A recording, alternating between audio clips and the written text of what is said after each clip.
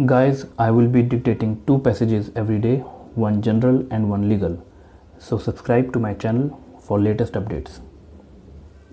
5 seconds.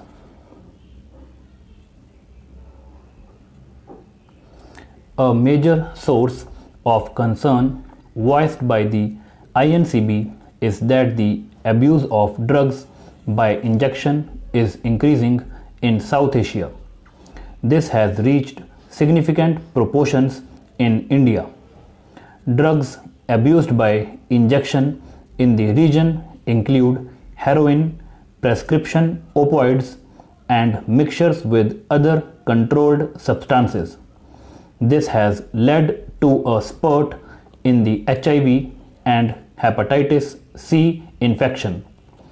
Related to this disquieting development is that India continues to be used by transnational organized criminal groups to divert precursors of stimulants. Because of the wide availability of precursors in our country, the worrisome feature is that illicit cultivation of opium poppy supervenes in several parts of India.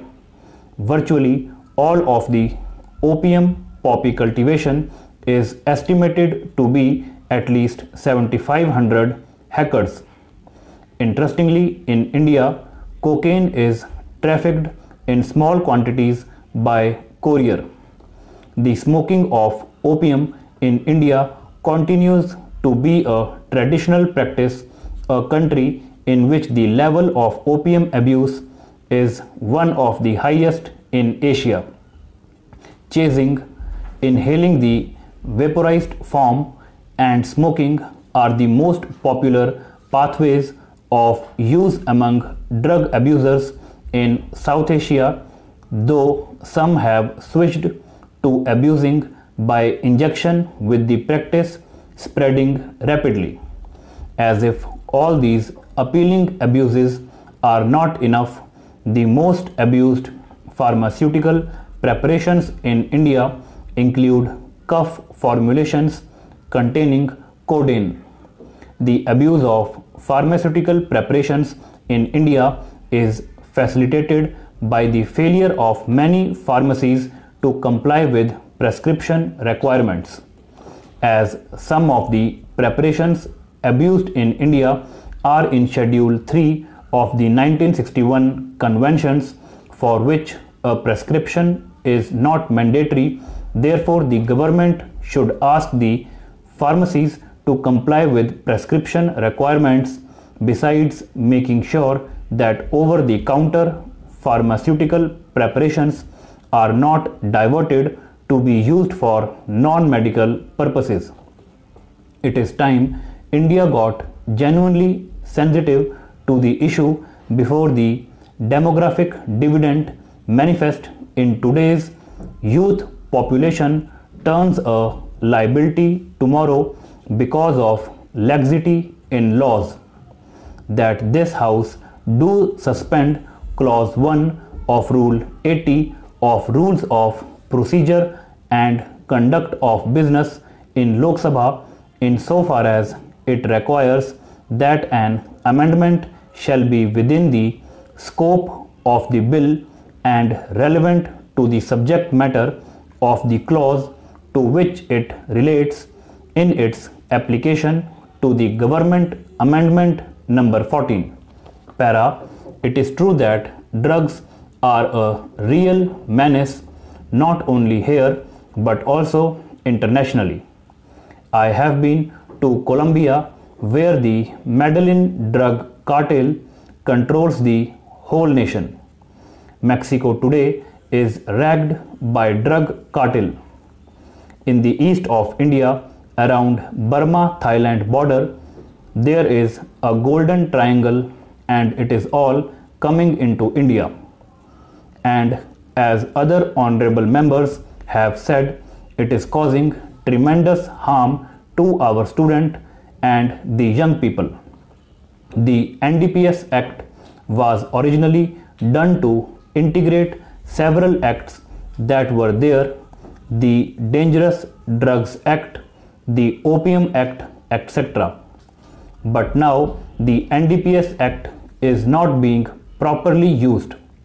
You know, sir, as to how the NDPS Act is used.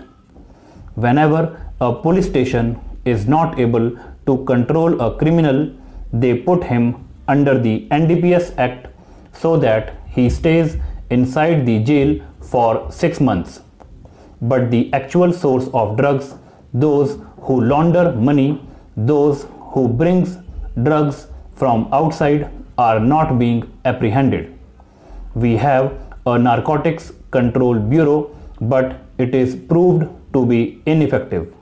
Para, the drugs are prevalent in the lowest strata of society. Slum dwellers in all big cities are taking the smack. They burn it and then they blow it through a paper tube and they go out of work. If you put them in police station lockup, they bang their head against the lockup door because the withdrawal symptom takes over. Once you take to drugs, then you can't give it up. What is more worrying is that not just at the bottom there is drug taking, and in the top echelon of society there is drug taking. Mumbai film land is totally affected by drugs. Several important heroes have been caught with drugs. Somehow or other they are let off. I can talk of one top hero in Bollywood heroes who is constantly on drugs. How this is going on day after day in spite of law. The law is being used against petty criminals, but the big people who launder money to bring in drugs worth millions of rupees are not being apprehended. We appreciate this amendment brought by the government. It was an international obligation also. Then morphine was getting costly, and as you know, morphine is the most positive painkiller given in the case of terminal cancer patients and all other patients. So how is it that in spite of law and in spite of having a Narcotics Control Bureau, the Home Ministry and the Finance Ministry, the source of drugs has not been tapped?